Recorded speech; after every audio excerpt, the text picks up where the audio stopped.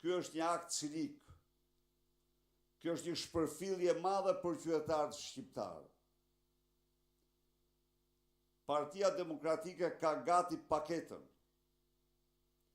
e programit të saj, me të cilin ajo vendos mbi naftën të njëjtën ngarkesë fiskale që ka Maqedonia e Veriut dhe Kosova, të ngarkesë e cila lejon këto dy vende që nuk nxjerrin as një litër naftë, të shesin naftën me çmim 60% më lirë se në Shqipëri. Dhe kjo paket do të dorëzohet sigurisht. Ne e kemi paraqitur para shqiptarëve, do e paraqesim prap dhe i garantoj shqiptarët se ajo do bëhet realitet me ardhen pushtet të kësaj partie. Së treti,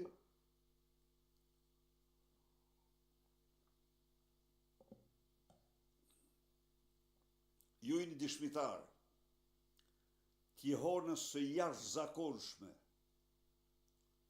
europiane dhe botërore të protestës së 22 marsit.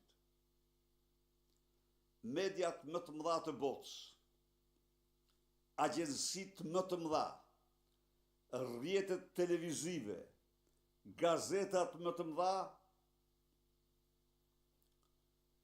paraqitën gjërësisht revoltën e qytetarëve të Tiranës dhe të Shqipërisë ndaj dyshes së korruptuar Rama Balluku.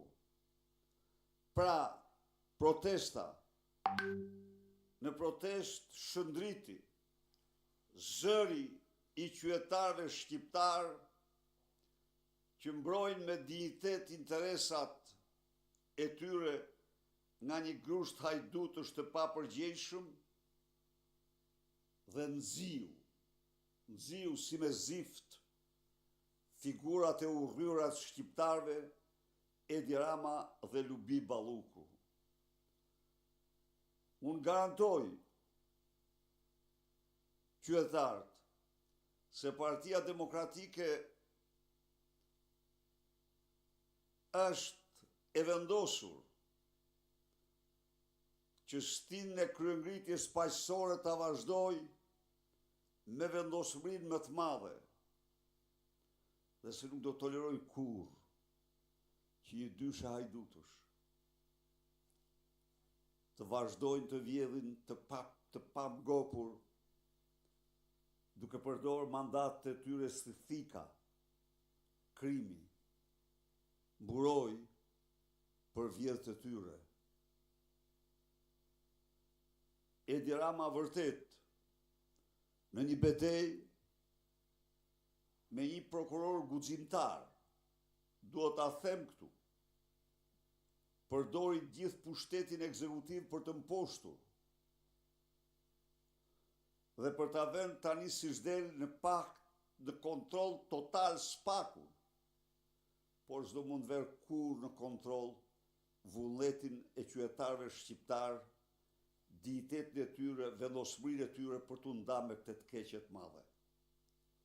Ndaj dhe një herë ftoj shqiptarët në datën dhe orën e caktuar që do jetë shumë e shpejt të dalim në shesh në kryengritjen më të fuqishme që të çojë Shqipërinë drejt fitores, drejt përmbysjes së këtij regjimi armik të shqiptarëve. Më falë edhe një moment, t'u dërgoj një përshëndetje të përzemërt të burgosërve politik në qelit e komisariateve dhe t'i uroj nga zemra ditëlindjen ish presidentit dhe ish kryeministrit Ilir Meta, i burgosur kryesor politik në Shqipëri që po bën një betejë të jashtëzakonshme edhe nga qelia e burgut kundër narko shtetit. Denoj me neverinë më të madhe aktet e turpshme të intimidimit që ata i bëjnë, duke dërguar kriminal për t'i çpuar shishet e ujit dhe akte të tilla që tregojnë fytyrën e poshtër të Edi Ramës, që të gjitha janë me urdhër të Edi Ramës. Dhe kur një nga eksponent kryesor socialist me kërkesën e Tedi Blushit, deputetit, merret me këtë problem, rezulton se operacionin e kryen të Ergyes Agasi me urdhër të Edi Ramës. Shikoni se ku shkon Edi Rama. Shikoni çfarë shpirt, s'po i ve epitete, se meriton çdo epitet ka ky njeri. Çon kriminal për të shpush shishet e ujit që ta lër pa ujë. Mund të shkojë gjë këtu njeriu? As sigurimi i shtetit nuk i bën të këto. Cila do të jetë strategjia e opozitës në protestën e radhës dhe a ja ka dalë deri tani opozita të sensibilizoj faktorin ndërkombëtar me protestat e deri tanishme? Tani, strategjia do shpallet. Ne jemi përcaktuar për diversitet, për diversifikimin. Dhe i qëndrojmë atij përcaktimi. Forma e protestës së shpejtë të ardhshme do shpallet së shpejti. Besoj se në rrafshin ndërkombëtar